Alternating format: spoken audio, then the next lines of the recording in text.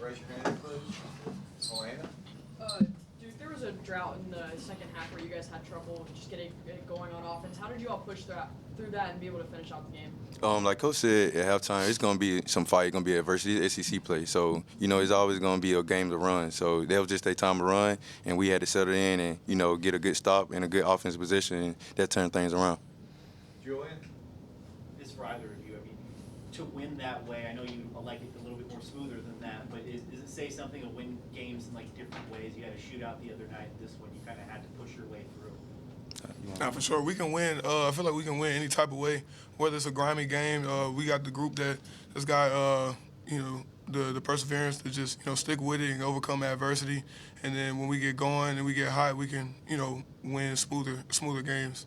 Yeah, just to piggyback on what Jalen was saying, like every game is not going to be, a 20-point win or, it's not going to be a 10-point win. Sometimes it's going to be a 1-point win or sometimes it's going to go in overtime. So that just shows that our team that, we got that resistance that we're going to fight back every time. And speaking of that resistance, it got a bit chippy there between Devin and Mozzie Mosey for LSU. How do you guys feel that you responded to that scrappy nature? I feel like we responded well. First off, good things to the coaching staff because we didn't get out of our heads or let that, get into our, our playing style. So, when, things get a little hectic on the court or whatever, it just really fuels us up, man. You just make us play harder. Jill, you had some big defensive plays in the second half that the crowd sort of erupted for. How did you feed off that energy and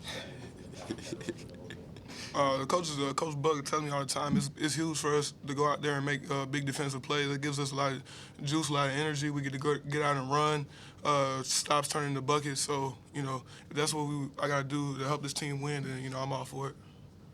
Yeah, you guys' teammate Tyler Nickel, the other day, Coach Byington was talking about the leadership and just, how he's become a leader and emerged as a leader this season. Can you guys, I guess, go into that, just what you've seen from your guys' perspective as to how he's led the team? Yeah, I'll start off with, he been around them more than I have, since they've been, freshman teammates. So, but from the summer, you can just tell the way he works. Sometimes lead by example through words and stuff. His words are coming together, but he leads through hard work. And when his voice is matched and said, it's like another coach on the floor. So, we all lead, we all 10. So Tyler Nickel, he's a very great captain for us. Nah, for sure. I've known T-Nick since we were freshmen, and seeing his work ethic has never changed. It's never like, whether he was, coming off the bench, wasn't getting playing time when we was freshmen, or he was starting in big minutes, big games. He never wavered, and, he always just led by example.